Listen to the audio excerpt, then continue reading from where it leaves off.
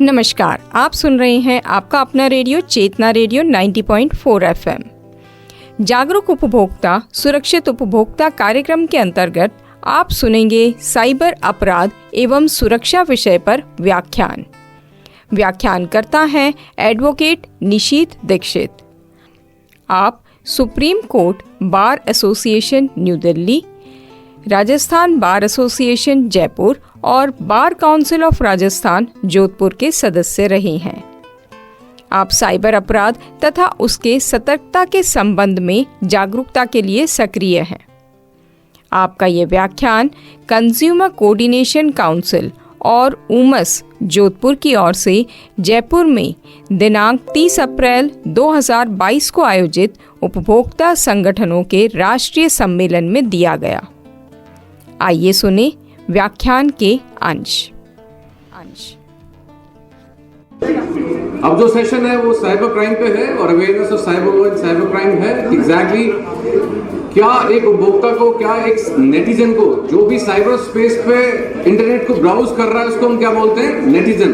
तो नेटिजन के क्या रूल्स रेगुलेशंस हैं और क्या उसके लॉज हैं और क्या उसके पास सेफगार्ड्स रेमेडीज हैं। सो आप में से कितने लोगों ने अपने सिम का पासवर्ड डाल रखा है? How many of you are using SIM password? What is SIM password? So you require PUG number, that is pin and lock key. So please, I request you all consumers to use PUG number, that is your SIM password. How many of you have locked your biometrics? कितने लोगों ने अपने biometrics lock किए हुए हैं? सिर्फ law students ने biometrics lock किए हुए हैं, तो प्लीज मेरी रिक्वेस्ट है आप बायोमेट्रिक्स लॉक करिए। सो साइबर क्राइम, अगर साइबर क्राइम है तो सबसे पहले एक नेटिजन को क्या करना है? रिपोर्टिंग। देखिए, रिपोर्टिंग के लिए सबसे इंपॉर्टेंट पार्ट है 1930 cybercrime.gov.in। ये एक वेबसाइट पोर्टल है MHA का, cybercrime.gov.in 1930। बट सबसे इंपॉर्टेंट पार्ट है द गोल्डन टाइम।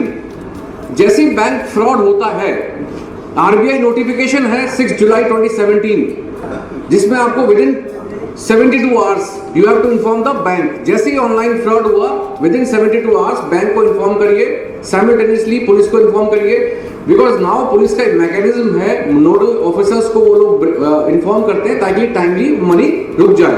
एक सबसे बड़ा चैलेंज है जो मैंने केस हैंडल किया था, वो अपने आप में लैंडमार्क केस स्टडी है, जो सभी जुडिशियल अकेडमीज में और सभी पुलिस अकेडमीज में उसको पढ़ाया जा रहा है, नेशनल लॉ स्कूल्स में भी पढ़ाया जा रहा है। I am also visiting faculty there.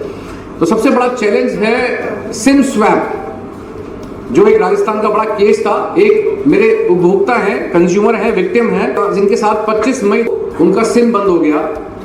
25 मई तो उनका सिम जब बंद हुआ, वो जयपुर में थे सिविल लाइंस में, और जब वो हनुमानगढ़ पहुंचे अगले दिन तो उनका सिम कंपनी के पास गए कि मेरा सिम बंद है। Then he was given the duplicate SIM card. एक नया सिम उनको 27 मई 2017 को मिला, 27 मई को अगले दिन। वो 31 मई तक, यानी 5 दिन तक भी वो सिम उस कंपनी ने एक्टिवेट नहीं किया। सिम बंद हो गया 25 को, 26 को नया सिम दिया, 31 तक वो एक्टिवेट नहीं हुआ। 1 तारीख को उनका बेटा बैंक जाता है and he came to know कि उनके अकाउंट से 5 दिन में 68 लाख रुपए निकल गए हैं। 68,50,000 5 अलग अलग अकाउंट में पैसे गए हैं। अब आप समझ सकते हैं, एक व्यक्ति, एक उपभोक्ता के अगर 2,000 रुपए भी खो जाते हैं तो उसको नींद नहीं आती। यहाँ कितने गए? 68,50,000। So I was in Delhi office and he called me by way of, उसका कहीं से नंबर उसको मेरा मिला and he called me। So मैं जयपुर आया तो मुझसे उन्होंने डिस्कशन किया। मैंने कहा get ready for a long battle, लंबी लड़ाई के लिए तैयार हो जाओ। तो as a consumer awareness, because I am representing so many cases as a defense lawyer, but in this case मेरे लिए चैलेंज था कि एक कंप्लेनेंट एडवोकेट के रूप में खड़ा होना, because I know the tactics of the art of the defence lawyers. So what happened in this case? मैंने कहा ठीक है, मैं आपका केस लड़ूंगा एज ए कंप्लेनेंट एडवोकेट। सबसे बड़ा चैलेंज क्या रहा, क्योंकि IG act, information technology act covers 2 things, criminal law and civil law. So as a techno legal person मुझे पता था इसमें चैलेंजेस बहुत हैं। तो सबसे पहले जो पुलिस ने इन्वेस्टिगेशन किया एट दैट टाइम, सो इस केस में 68,50,000 निकल गए, अलग अलग अकाउंट में गए। बड़ा टफ था इस केस का लड़ना, लेकिन कंज्यूमर अवेयरनेस इसलिए जरूरी है कि आपको पता होना चाहिए आपके पास राइट्स क्या है अगर आपके अकाउंट से पैसे निकल जाते हैं। यह लाइबिलिटी किसकी है? बिकॉज अलवर से डुप्लीकेट सिम कार्ड इशू हुआ था, टेलीकॉम कंपनी ने डुप्लीकेट सिम कार्ड इशू कर दिया, किसको? क्रिमिनल को। जबकि डीओटी का नोटिफिकेशन है कि original subscriber must be present before point of sale. जहां भी सिम कार्ड इशू होता है वहां पर ओरिजिनल सब्सक्राइबर होना चाहिए, किसी और व्यक्ति को डुप्लीकेट सिम कार्ड नहीं दिया जाना चाहिए। ये रूल्स हैं डीओटी के। टेलीकॉम कंपनी ने बिना देखे किसी और व्यक्ति को डुप्लीकेट सिम कार्ड दे दिया। 4 लोग अरेस्ट हुए, चारों की हमने बेल अपोज करी, judicial magistrate first class, then ADJ, then honourable High Court. तो उस केस में 4 एक्यूज की बेल अपोज करी and we got 44 lakh rupees from 4 accused. उसके बाद बेल हुई उनकी जब उन्होंने हाई कोर्ट में पैसे दिए।